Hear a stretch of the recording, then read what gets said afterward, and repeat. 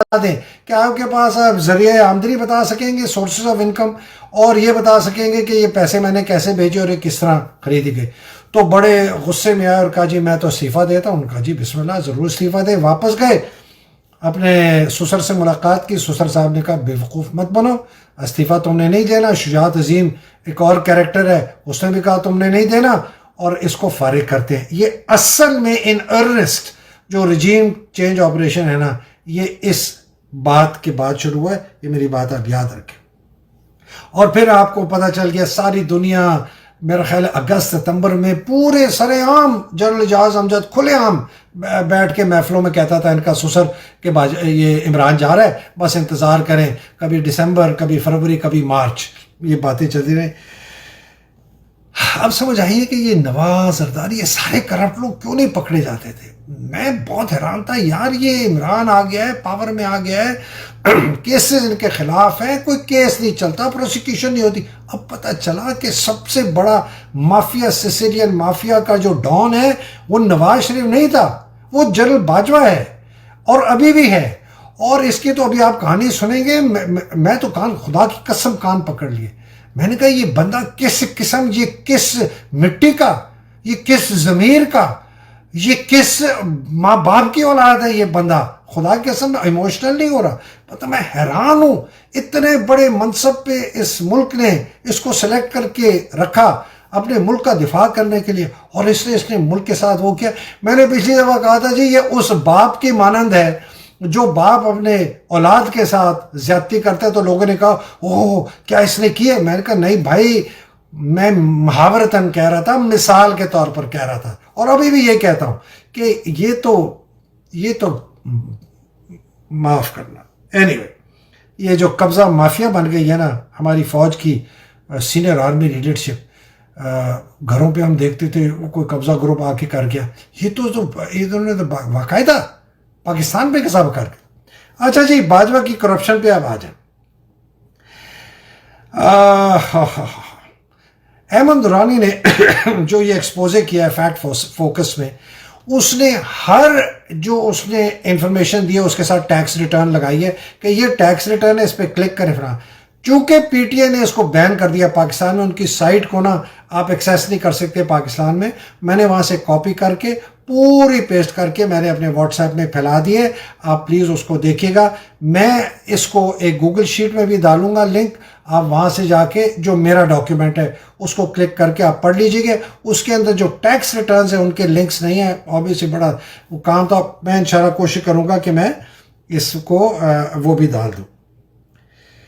تو جناب پاکستان کی لوٹ اور پلنڈر کا نا اب سمجھ آ گیا کہ یہ جو ہم نواز شریف کو اور زرداری کو سب سے بڑے ڈاکو اور لٹیرے سمجھتے تھے، میری نظر میں باجوہ ان سے بڑا ڈاکو اور لٹیرا ہے، اس لیے کہ یہ پاکستان کے سب سے طاقتور ادارے کا سربراہ ہے.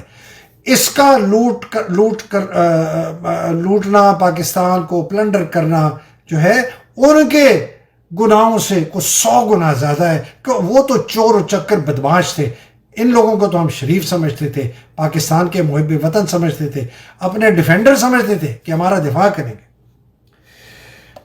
چلے جی، اس لیے اب سمجھ آئی کہ یہ ان کو لے کے کیوں آئے ہیں واپس. سمجھ نہیں آتی کیوں لے کے آئے، کوئی یہ کانسپریسی، وہ کانسپریسی، فلانا.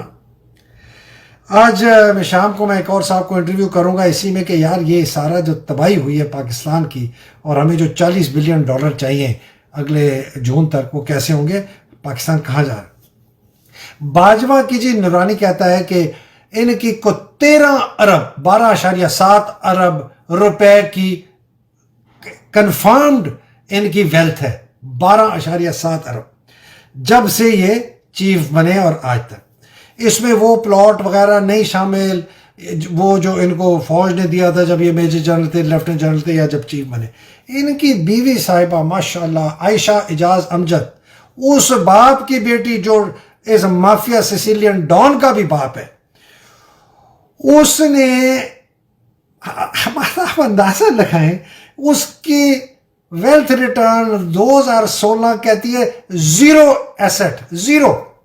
اور آج اس کے پاس تقریباً 2.5 ارب روپے کی ویلتھ ہے، پراپرٹیز ہے۔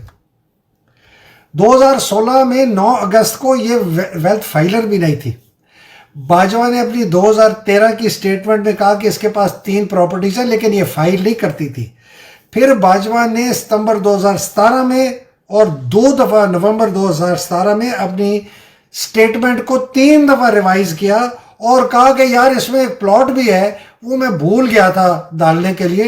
اب سوچیں 2013 کی ریوائز کر رہا ہے، 2017 میں 4 سال بعد 3 دفعہ، اور یہ کہتے ہیں میں بھول گیا تھا، مطلب 4 سال تک میں بھولا رہا، اور 2000 جا کے 17 میں جب یہ آرمی چیف بن چکا تھا اس کے بعد اس نے کہا وہ یہ بھی ڈال دو، کل کو یہ مجھے کہیں پتہ چل گیا تو یہ مجھے پکڑ لیں گے۔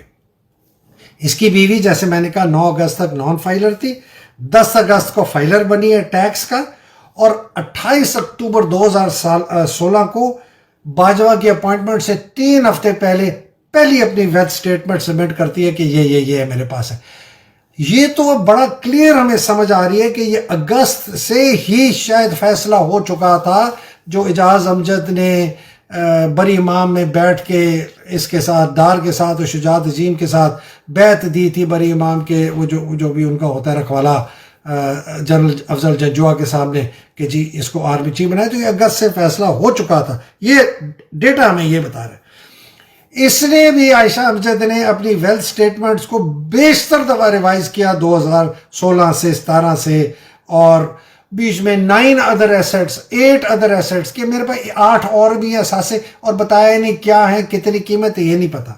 اس کے پاس $6.5 لاکھ کا فورن کرنسی اکاؤنٹ، اس کے پاس گلبرگ گرین میں 30 کروڑ کے 2 فارم ہاؤسز، اس کے پاس 12 پراپرٹیاں ہیں جو ابھی یہ ڈکلیئر کرتی ہے 2.2 ارب سے، 0 تھی 2016 میں، اس وقت 2002 ارب۔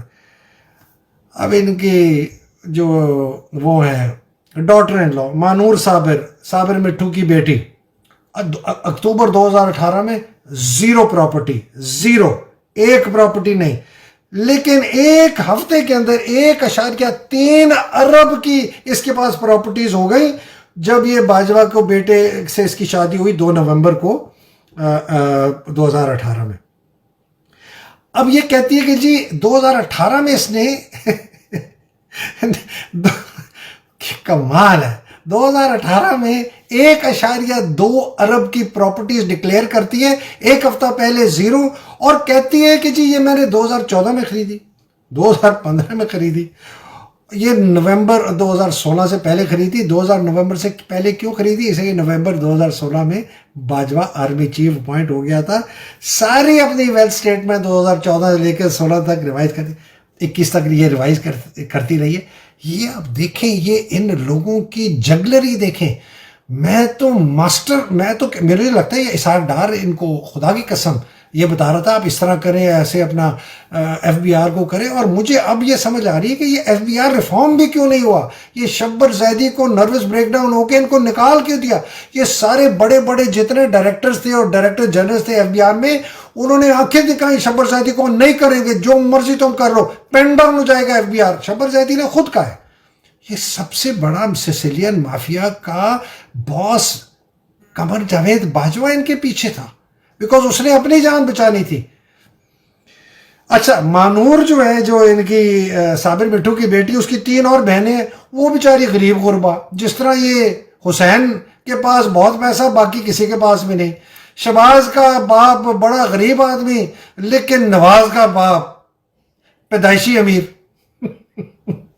اللہ استغفر اللہ۔ صابر مٹھو کی تھوڑی سی بات کر دوں جی۔ صابر مٹھو صاحب جو ہے، ان کو صابر کباڑیا بھی کہتے ہیں، صابر مٹھو بھی کہتے ہیں۔ یہ مجھے ذاتی طور پر پتا ہے، بہت ایک چھوٹا سا اسمال ٹائم ایک گاڑیوں کی اسپیئر پارٹس کا ڈیلر تھا لاہور میں، یہ سب کو پتا ہے۔ اچھا، یہ مجھے کسی صاحب نے بتایا کہ یہ جو low level I S I کے انفارمر ہوتے ہیں نا، یہ بازاروں میں لوگوں کو لیتے ہیں کہ ان کو خبریں ملتی رہیں کیا ہے، تو یہ ان لوگوں کو کھلاتے پلاتے بھی ہیں، کوئی شراب پلا دی، کوئی یہ کروا دیا، کوئی وہ کروا دیا، وہ چھوٹے موٹے کام فوجیوں سے لے لیے، فوجیوں نے ان سے چھوٹے موٹے کام کروا دیے، ذرا اس کی مجھے مخبری کر دو، یہ بتا دو وہ بتا دو۔ تو یہ شروع سے آئی ایس آئی اور یہ ٹاؤٹ بن گیا، اور اس کی طرح اس کے افسروں کے ساتھ کنیکشنز ہو گئے۔